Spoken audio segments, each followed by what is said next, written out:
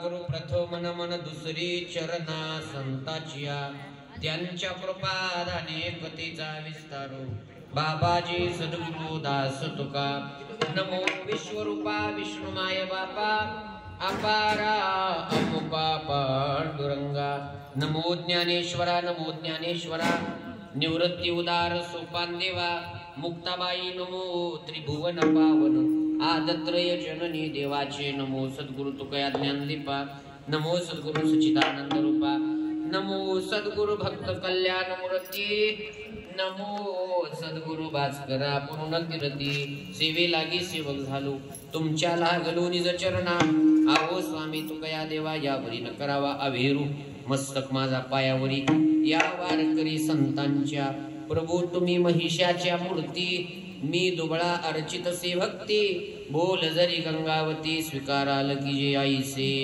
नमन करुणी सकळा हरिकथा बोलवी बोबड्या बोला अज्ञान मनवणे आपल्या बाळा चालवी सकळ नामा म्हणे आता मज साहित्य करावे देवा तुझी घेन सेवा सकळ गोवा उगवणी असो नसो भावानो तुझी ठाया कृपा दृष्टी पायी मजकड पंढरीराया आता तरी पुढे हाची उपदेश नका करुणाश आयुष्याचा सकळांच्या पाया माझे दंडवत आपुलाले चित्त शुद्ध करा विठ्ठल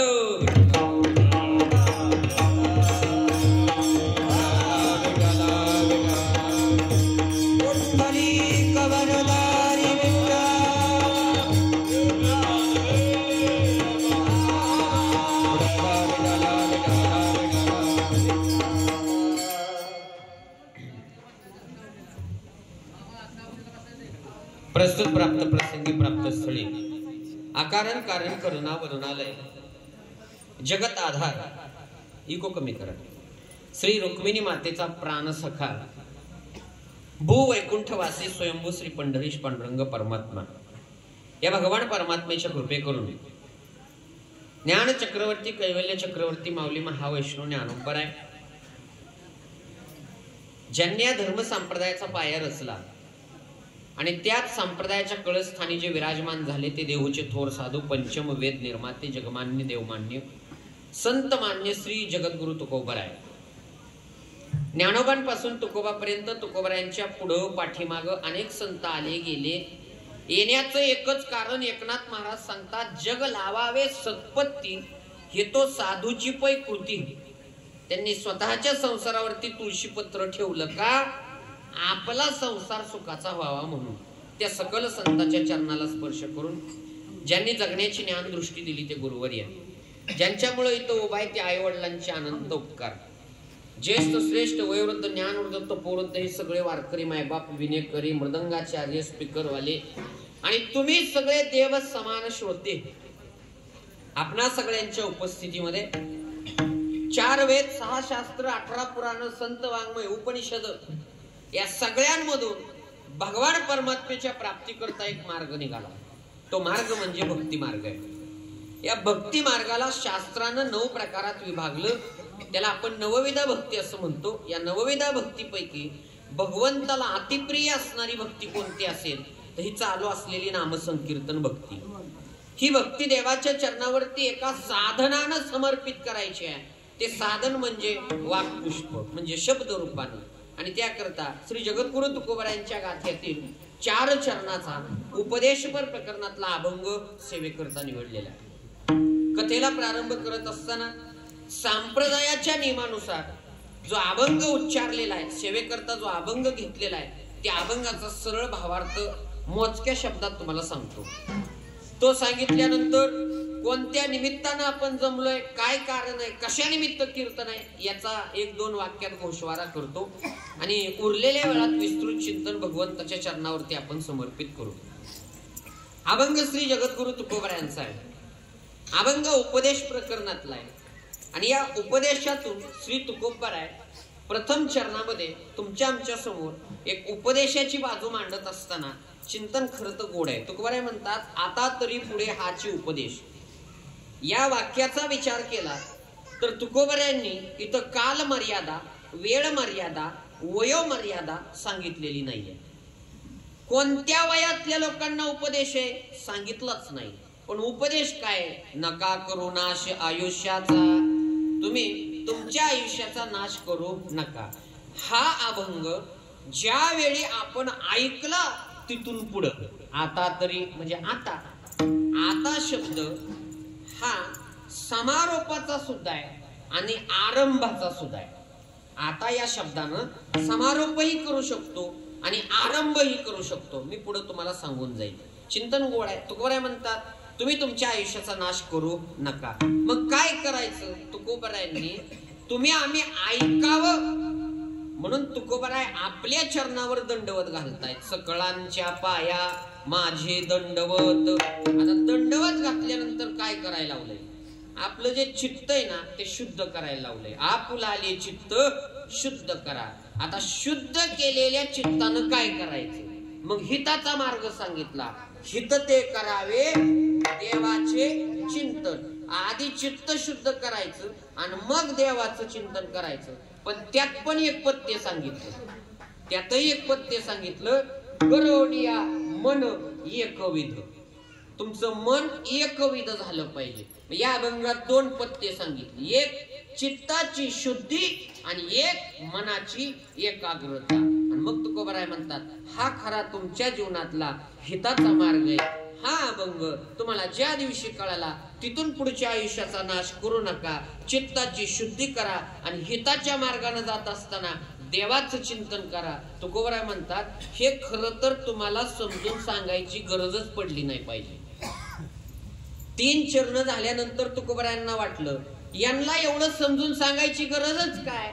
जसं व्यवहारामध्ये कोणत्या विषयात तुम्हाला फायदा होणार आहे तोच विषय तुम्ही निवडता, तोच व्यवसाय तुम्ही करता. मग इथं हिताच्या मार्गाला तुम्ही का चुकता? तुकोबरायांनी शेवटच्या चरणात सांगितलं, तुका म्हणे लाभ होय तो व्यापार. ज्या व्यापारात तुम्हाला फायदा होणार आहे तो बरोबर तुम्ही करताय. मग हित मनुष्य जन्माला आल्यानंतर तुमचं हित कशात आहे हे तुम्हाला सांगायची गरज पडली नाही पाहिजे. करा काय फार शिकवावे. तुम्हाला काय शिकवायची गरज आहे? पण तरी सुद्धा या जड जीवांकडे तुकोबराय पाहतात.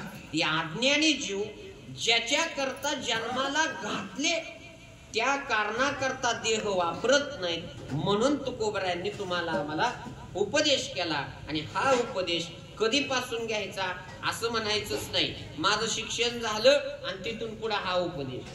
मला आता मतदानाचा हक्क आला तिथून पुढे हा उपदेश. माझं आता लग्न झालं तिथून पुढे हा उपदेश. असं काही नाहीये. हा अभंग ज्या दिवशी ऐकला तिथून पुढं हाची उपदेश. आणि नका करू नाश आयुष्य. तिथून पुढच्या जीवनात तुम्ही आयुष्य व्यर्थ घालवू नका असं तुकोबरायांचं मत आहे. अशा आशयाचा हा अभंग आहे. सरळ अर्थ तुमच्या समोर ठेवलेला आहे. मी आता एक साधा प्रश्न करतो. मी सरळ अर्थ तुम्हाला सांगितला, तुम्हाला कळला का हो? कळला असला तर होय म्हणा, नाही कळला तर नाही म्हणा. नसला कळला परत सांगतो, कळला असला तर पुढचं सांगतो. पण मला काहीतरी कळलं पाहिजे ना, तुम्हाला कळलंय का नाही ते. सरळ अर्थ सांगितला, कळाला ना तुम्हाला? कळाला. मग चला घ्या फुलं वाटून. जमल का? नाही जमणार. ही संप्रदायाची आचारसंहिता आहे आणि त्यानुसार आपल्याला पुढे मार्गक्रमण करायचंय. अभंगाचा भावार्थ तुमच्या समोर ठेवलेला आहे. चला. सेवा नैमित्तिक आहे. कोणतीही सेवा करत असताना त्याला निमित्त असतं.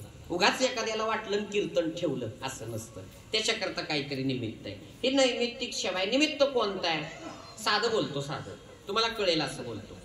आपण सगळे एकाच पत्त्याचे आहे. आपण सगळे एकाच पत्त्याचे. तुम्ही म्हणाल महाराज अहो तुमचंच नाव कोराळे बुद्रुक लिहिलंय, आम्ही तर गुणवडीतले आहे, मग एका पत्त्याचे कसे? हा पत्ता मुक्काम पोस्ट कोराळे बुद्रुक तालुका बारामती जिल्हा पुणे पुढं पिन नंबर हा आधार कार्डच्या मागचा. आपल्या सगळ्यांचा पत्ता एकच, त्याचं नाव आहे मृत्यूलोक. काय नाव आहे?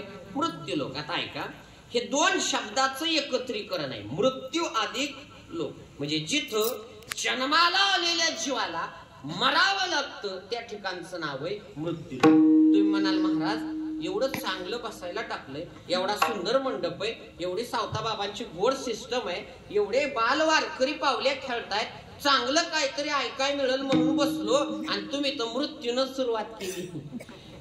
बरोबर आहे ना? तुम्हाला एक वाक्य सांगू का? हा शब्द ऐकायलाच कुणाला आवडत नाही. आवडतो का हो? आपण एखाद्याला म्हटलं ए मर, तर ते आपल्या अंगावर येईल. मला मर म्हणला, पण मरावं तर लागणारच आहे. तो अमर आहे का? नाहीच आहे. जाणं हे प्रत्येकाच्या जीवनात अटळ आहे. आता दुसरं वाक्य ऐका, पण हे कधी जायचंय हे कुणाला माहित नाही. कधी जायचंय हे कुणालाच माहित नाही. आणि ते जर माहिती असतं तर, तुमचं काय मत आहे? माहिती असतं तर, आपल्या जाण्याचा दिवस आपल्याला माहिती असता तर तो दिवस जवळ जवळ येईल तसा ह्यो आधीच गेला असता. गेलं असतं का नाही? या अनुषंगानं मृत्यू लोकातलं ते एक गुह्य आहे, आणि ते गुह्य तेच लय चांगलंय, खरंच चांगलंय गुह्य. चला मूळ मुद्द्यावरती येतो, ज्या निमित्तानं आपण या ठिकाणी जमलोय. वैकुंठवासी कैलासवासी श्री भगवानराव सदाशिव गावडे यांचं हे प्रथम श्राद्ध कर्म आहे. त्यांना जाऊन आज 1 वर्ष पूर्ण होत आहे. आणि त्यांच्या पश्चात त्यांच्या पाठीमाग त्यांची मुलं श्री युवराज भाऊ असतील, श्री मनोज भाऊ असतील, त्याचबरोबर मुलगी अश्विनीताई असतील, त्याचबरोबर त्यांचे बंधू श्री नारायणराव सदाशिव गावडे असतील, त्याचबरोबर बहीण कौशल्या आईसाहेब तुकाराम खटके असतील, त्याचबरोबर संदीप भाऊ आहेत, प्रदीप भाऊ आहेत. या समस्त हा परिवार आहे. यांनी एकत्र येऊन आपल्या पित्याचे ऋण उपकार जाणून या उतराई होत असताना शास्त्रोक्त मार्गानं आम्ही याच्या अगोदर ब्रह्मवृंदांकडून ब्रह्म मंत्राच्या पठनाद्वारे केलेलं पिंडाचं दान आहे, चालू असलेलं नामाचं दान आहे, यानंतर होणारं अन्नदान आहे, ज्या पाहुण्याला जीव घातलं त्याला अनेक वस्तूचं दान आहे. हे का करायचं? तर याच्याकरता शास्त्राचा आधार सांगितला गेला की सगळी दान कर्म केल्यानंतर आजच्या दिवशी आर्यमा देवता या व्यक्तींचा पुढचा प्रवास एक तर देवाच्या पायाजवळ जागा, मनुष्योनीमध्ये जन्म मृत्यूच्या फेऱ्यातून विरहित करणं, अशा अनेक आशयाचं आज उलगडा होत असतो. आणि म्हणून हे एक कार्य यांनी केलेलं आहे. पण एक शंका उपस्थित राहते सर्वसामान्य माणसाला, महाराज हे पिंडदान वगैरे सगळं ठीक आहे हो, पण या नाम संकीर्तनाचं काय? हे कशा करता करायचं? तर या जड जीवाला जिवंतपणी आणि मृत्यू पश्चात दोन्ही ठिकाणी नदीतून जायचं.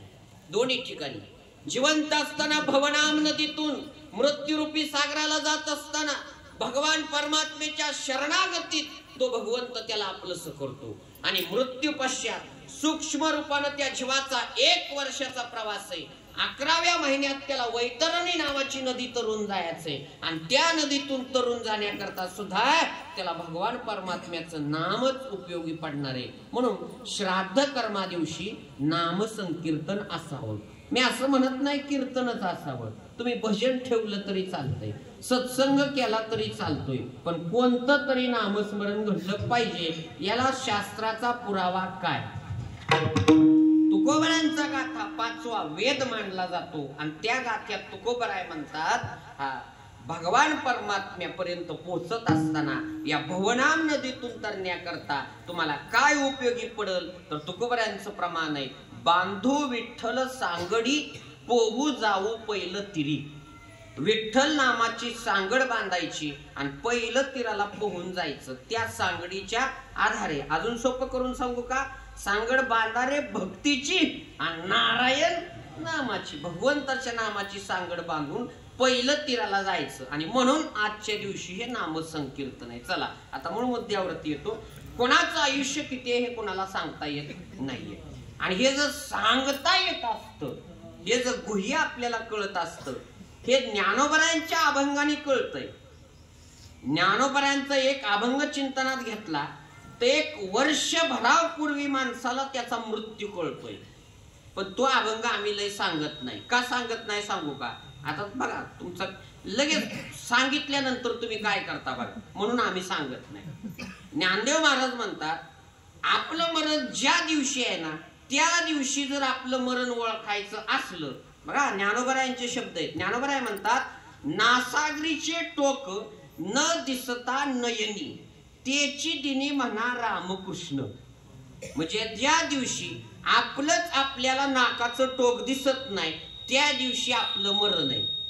त्या दिवशी आपलं मरण आहे. आता मला सांगा, बघितलं का नाही सगळ्यांनी आपापलं नाक? म्हणून आम्ही हा अभंग सांगत नाही. 1 वर्षापर्यंतचे संकेत मिळतात.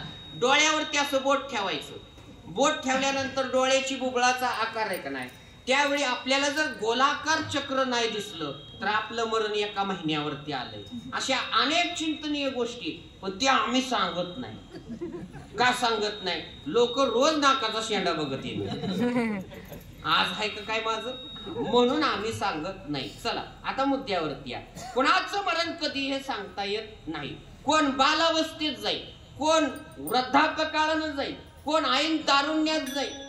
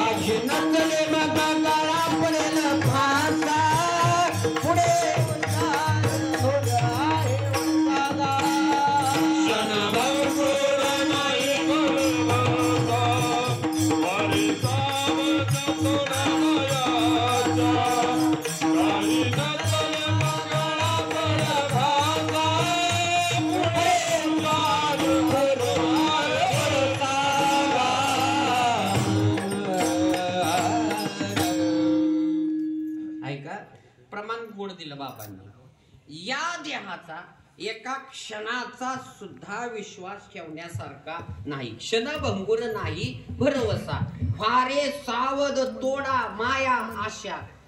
कशावरची माया तोडायची? या संसारावर. का? पुढे हुशार थोर आहे ओळसा गा. ओळसा म्हणजे कितीया काळाचा सोसावा ओळसा, आणि लागला सरिसा पाठोपाठी. काळ नावाची भीती आपल्या पाठीमागे, आणि त्याला किती आपण वळसा द्यायचा प्रयत्न केला तरी ते शॉर्टकट ना आपल्या पुढे येतं. तू बेऊ नको, मी तुझ्या पाठीमागे. का? घडी घडी काळ वाट याची पाहे, आणि अजून किती आहे अवकाश. तो आपलं आयुष्य मोजत बसलेला आहे. आणि म्हणून काही नचले मग गळा पडेल फासा. तिथं कुणाचंच काही चालत नाही. तुमचा किती पण बॅलन्स असू द्या, तो विचारात घेतला जात नाही. आणि म्हणून काय करायचं? राम राम स्मरा. आधी बर का, आधी नेहताना राम नाम सत्य आहे म्हणून काहीच उपयोग नाही. आधी घ्यायला लावले आधी.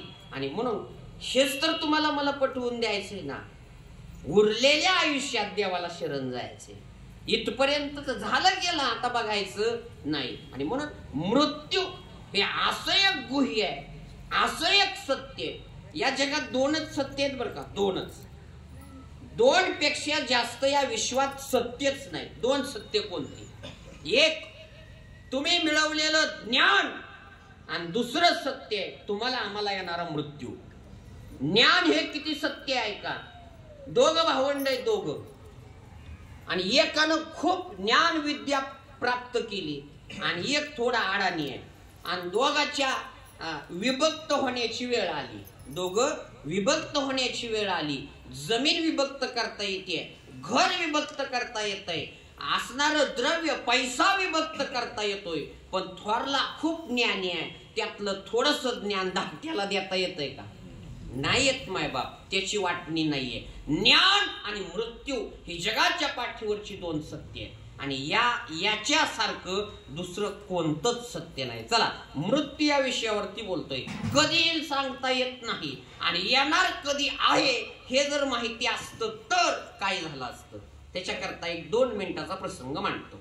आपले एखादे पाहुणे आजारी आहेत, आणि म्हणून आपण त्यांना भेटायला दवाखान्यात गेलो. जाताना काय घेऊन जातो? गुड्डेचं बिस्किट, 1 किलो सफरचंद, बरोबर घेतले. तुम्ही दवाखान्यात गेला, रिसेप्शनला विचारलं, रूम नंबर सांगितला, त्या रूमच्या दारात गेला. योगायोगानं डॉक्टरांचा राऊंड चालू होता, आणि डॉक्टर त्याच खोलीतून बाहेर आले. बाहेर आल्यानंतर तुम्ही विचारलं, डॉक्टर साहेब आज जे आहेत ते आमचे पाहुणे आहेत, कशी त्यांची तब्येत?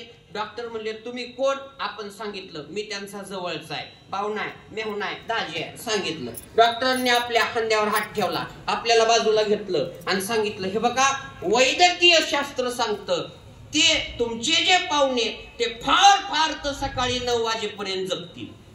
तुम्ही त्यांना आनंदी ठेवा, खाऊ पिऊ घाला, आणि त्यांना जीवनाचा आनंद लुटू द्या. डॉक्टरांनी सांगितलं. डॉक्टर निघून गेले. आपण त्या खोलीत गेलो, पिशवी टेबलवर ठेवली, एक लाल चांगला बघून सफरचंद घेतला, पाण्यानं धुतला, चाकून कापला, एक फोड त्या पाहुण्याच्या समोर नेली, आणि आपण जर म्हणलो, पाहुणं हा सफरचंद खा, मला आताच डॉक्टर भेटलेले आणि त्यांनी सांगितलंय तुम्ही सकाळ 9 पर्यंत मारायचा या.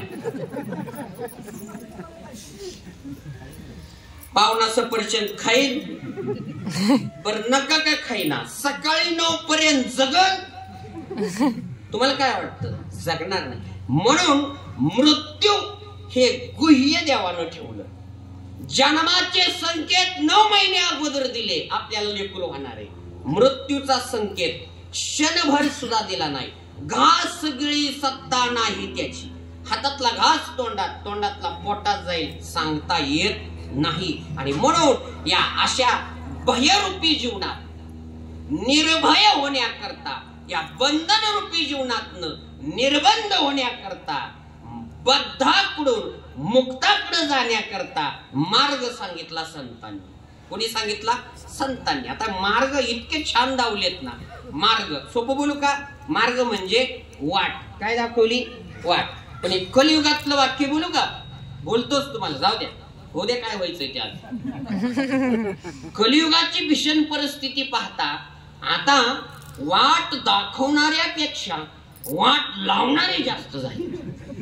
वाट दाखवणारे कमी आहेत. तुम्हाला खरं सांगू का, एखाद्या व्यक्तीला जर आपण चांगली वाट दाखवली आणि तो जर सन्मार्गाला गेला तर संत वाङ्मय सांगतं, वाट दावी त्याच्या पुण्या नाही पार, आणि केले उपकार अगणित. त्याच्या जीवनावरती याचे अगणित उपकार होतात. म्हणून माणसानं एकतर वाईट सांगूच नाही, चांगलं सांगता नाही आलं तर निघून जावं. नाही कळलं तुम्हाला? कळलं असं बोलतो. बांधाने चाललोय आणि बांधकऱ्याचं दार फुटलंय आणि पाणी वाड्याला चाललंय. आता ऐका बरं, आपल्याला नाही तुंबता आलं, तुंबू नका. त्याला हाक मारून नाही सांगता आलं, सांगू नका. पण ती फुटलेलं दार पाय घालून मोठं तरी करू नका. ही सूत्र आहे जीवनातली. साधं बोलतोय, तुम्हाला कळलं असं. ऐका, कलियुगात माणूस असा जगतोय, खंत वाटते हो, खंत वाटते आम्हाला. ज्यांना संत साहित्याचा अभ्यास केलाय ना, त्यांना या दिनजनाची खंत वाटते. आमच्या पदांचं नाही. तुकोबराय म्हणतात, बुडते हे जन नदी खवी डोळा आणि येतो कळवळा म्हणून या. या अज्ञान रूपी तुकोबराय म्हणतात, कैसी भुलली बापुडी आणि दंभ विषयाचे साकडी. तुकोबरायला शंका वाटली, दिने दिने शंका वाटे, मला रोज शंका वाटते. यांचं व्हायचं, तुमचं नाही बरं. म्हणजे हा, या जड जीवांचं व्हायचं कसं तुकोबराय म्हणतात. आणि म्हणून देवाच्या शरणागतीत सगळे वाक्य दोन वाक्य गोड आहे. ती वाक्य लक्ष देऊन ऐका, जीवनाचा अर्थ कळेल. या कलियुगात माणूस असं जगतोय की त्याला वाटतं मी कधी मरणारच नाही. त्याला काय वाटतं, मी कधी मरणारच नाही. पण एक वाक्य बोलतो, त्याचा शेवट असा होतोय, तो असा मरतोय की तो कधी जगलाच नाही हो. त्यानं जीवनाचा आनंदच लुटला नाही. रात्र दिवस मर कष्ट केलं, काय मिळणं शेवटी, धन मिळवणी कोटी, सवे नव्हे रे लंगोटी. जाती का लंगोटी तरी जाती नाही जात. ऐका, भूषणेही घेती काढोनिया, बांधोनिया घेती यमाची हाती. अरे याच्यातनं प्राण जरी गेला तर बघा ना, एक शब्द बोलतो शिव. तो शिव जोपर्यंत येतय, ती जी वेलांटी आहे ती ईश्वर रूपी आहे. ती ईश्वर रूपी वेलांटी काढा, त्या शिव शब्दाचा फक्त शव राहतय. पण त्या शवाला बी सुतुळीनं बांधते. ती कुठे जातय वेळ ती पळून. बांधोनिया देती यमाची हाती. आणि मग तू किती मोठा पायात तोडा घाल आणि किती मोठी कानात बाळी घाल, तुझी ती काढूनच घेतली जाणार आहे की नाही. मग मायबाप हे कशा करता, हे करा. सावता महाराजांनी ऑप्शनचं बटन दिलं. ते म्हणले ना तुकोबरायकडे जा, सारखा संसार सोडून द्या. डाव्या साईडला बटन दिलं सावता महाराजांनी. आणि सावता महाराज सांगतात, वाचे आळवावा पांडुरंग. हा, संसारी आसोनी नसावे असं केलं पाहिजे. हे पण केलं, मी म्हणत नाही. तुलसीदासांचं वाक्य रामायणातलं, पोटासाठी काम आणि भगवान परमात्म्याचं नाम जो घेत नाही, मूर्खातलं पहिलं लक्षण, मूर्खपणाचं पहिलं लक्षण. काम तर केलंच पाहिजे, बिनकामी राहायचंच नाही, काम तर केलंच पाहिजे. पण हे करत असताना भगवंताचं नाम घेतलं पाहिजे. आणि म्हणून अनेक प्रमाणे याला देता येतील. कामामध्ये काम, काही म्हणा राम, जाईल हा भवश्रम आणि सुख होईल दुःखाचे. कामातच का नाम घ्यायला लावले. बघा ना, काम असतं काय आपल्याला, असतं काय, करून करून कशानं काम करतो, पायानं, हातानं. खुरपानं असेल तर हातानं, एखादा ड्रायव्हर टेलर असेल तर ते मशीनचा पॅन्डल मारल पायानं. हे मोकळच असतं ना हे. पण 15-15 मिनिटं त्याच्यात मिस्त्री भरून ठेवतात. त्याच्यात काय केशर असतं का बदाम असतो. पण त्याच मुखानं नाम घ्यायला लावले. ऐका, एक भक्तिगीत आहे, गोड आहे हो, सांगावं वाटतं कळवळ्यानं, काहीच लागत नाही ते घ्यायला. आणि तेच तर संतांचे उपदेश आहे. हे भक्तिगीतामध्ये सांगितलं. बघा ना, काल परवा यांचा प्राण प्रतिष्ठापना सोहळा झाला. त्यांचं नाव इतकं गोड आहे, तुकोबराय म्हणतात ते चांगल्यातलं चांगलं आहे. उत्तमोत्तम वाचे बोला पुरुषोत्तम. भगवान परमात्म्याचं नाम पुरुषोत्तम म्हणजे सगळ्या पुरुषातला उत्तम, त्याचं नाव अतिशय गोड आहे. पण ते आपण घेत नाही. घेतलं पाहिजे. काय लागतं घ्यायला, काहीच लागत नाही. भक्तिगीत सांगतो तुम्हाला. भक्तिगीत असे, श्रीराम बोला, श्रीराम बोला, श्रीराम बोला, किती मंत्र हा सोपा. हा श्रीराम हा मंत्र आहे. मग आता हा कधी घ्यायचा, ऐका. उठता बसता कामे करता, वदनी मंगल नाम घेता. उठताना बसताना काम करताना काय म्हणायचंय, श्रीराम, वदनी मंगल नाम घेता. तुम्ही म्हणताल महाराज या मला जमल का नाही, आम्ही कधी घेऊ. पण हे घेण्याकरता काय लागतं, त्याच भक्तिगीतात शेवट सांगितलंय. खर्च लागतो का, खर्च लागतो का, श्रीराम बोला किती मंत्र हा सोपा. काय लागतो वे घ्यायला, काय खर्च लागत नाही. याची त्याची निंदा करत बसण्यापेक्षा निदान हे नाव घेतलेलं बरं. आणि म्हणून आपल्याला हा जगण्याचा यथार्थ मार्ग कोणी सांगितला असेल तर तो संतांनी सांगितलेला आहे. आजच्या या अभंगात गोड उपदेश आहे आणि या उपदेशाकडे आपल्याला जायचंय. चला, अभंगाची सुरुवात आता या शब्दाने. सुरुवात कशाने, आता. मी सुरुवातीला बोलून गेलतो की आता शब्द हा आरंभवाचक आहे आणि आता हा शब्द हा समारोपाचा आहे। या अभंगातून तुकोबराय आरंभ सांगताय।